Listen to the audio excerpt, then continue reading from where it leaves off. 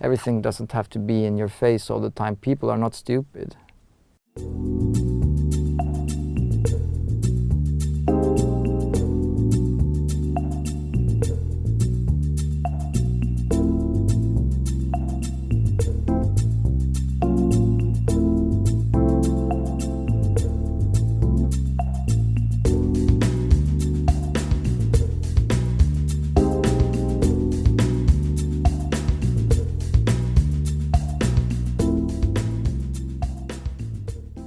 We wanted to have more like edgy sounds, a bit more annoying even at times, and also to take the rhythmic and percussive parts and give them a more central role in the production, kind of push them forward.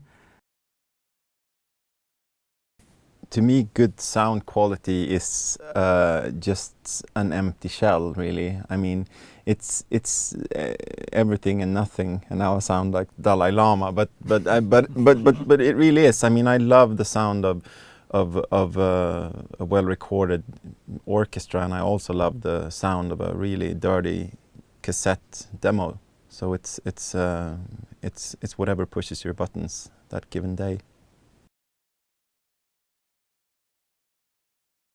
My first music-related sound memory would be when I got to go along to my parents' workplace, which was the Swedish radio, and I got to try out an 80s drum kit, and that was just an absolute thrill. It's still a very strong memory for me. I would say that I listen to music in three different ways. One is when I work, when I listen to references, just sort of comparing it, what I'm doing to what other people are doing.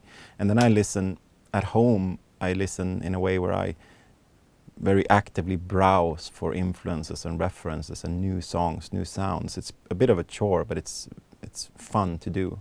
And you can also use it when you work. And then I also love to listen when I cook for pure relaxation. So there are different levels of it.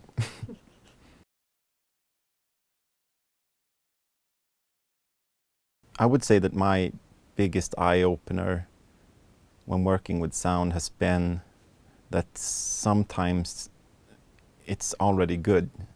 When you learn engineering, in the beginning, during the first years, you want to sort of make your mark on every single element in an arrangement, and you end up doing too much. So I'm not taking a purist perspective, but it's just that every sound you work on, you have the option of either doing something or not doing something, and sometimes the latter is the better option.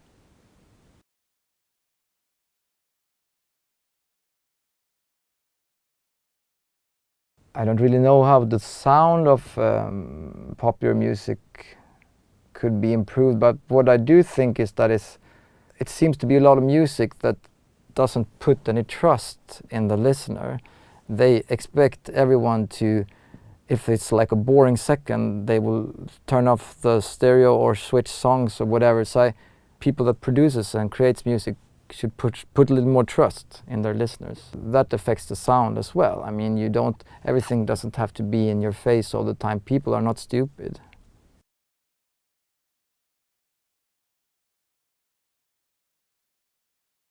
We could really not do a show without a good reverb, because our music is so effect-driven that we need to be able to create space in order for the music, the songs even, to fully get through. I actually hate my own voice without reverb. It's true. But John Lennon hated his voice without effects too, so it doesn't have to mean that you have a bad voice. Okay. Just so you know. That's comforting, actually.